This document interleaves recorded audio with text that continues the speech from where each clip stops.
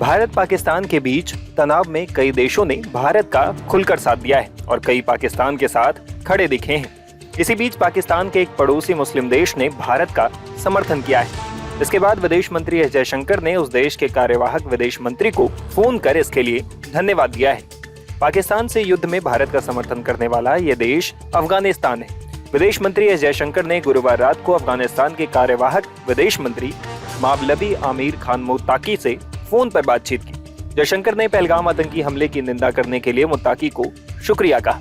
बता दें कि अफगानिस्तान ने पाकिस्तान के उन आरोपों को भी खारिज कर दिया था जिसमें कहा गया था कि भारतीय मिसाइलों ने अफगानिस्तान को टारगेट किया।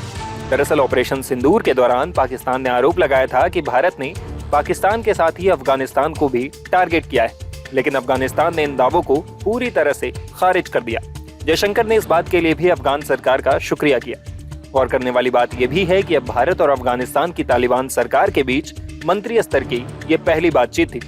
मुत्ताकी से बातचीत को लेकर जयशंकर ने एक सोशल मीडिया पोस्ट में जानकारी दी। उन्होंने लिखा, अफगान के कार्यवाहक विदेश मंत्री आमिर खान मुत्ताकी के साथ अच्छी बातचीत हुई। पहलगाम आतंकी हमले की उनके स्पष्ट निंदा के लिए बहुत बहुत आभार।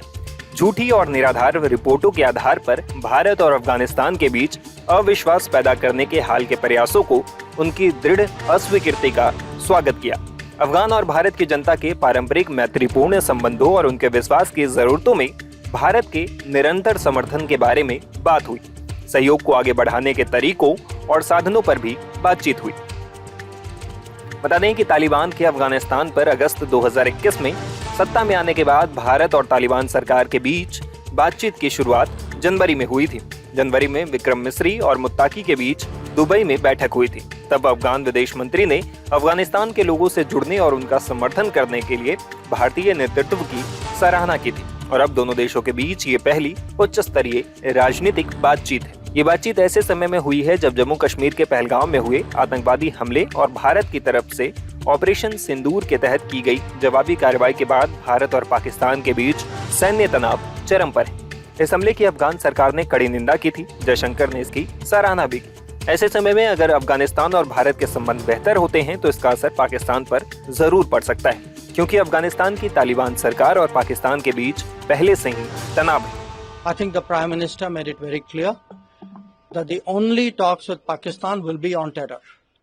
जहां तक पाकिस्तान के साथ बातचीत का सवाल है, मुझे लगता है कि प्रधानमंत्री ने ये बहुत स्पष्ट कर दिया है कि पाकिस्तान के साथ केवल आतंकवाद पर बातचीत होगी।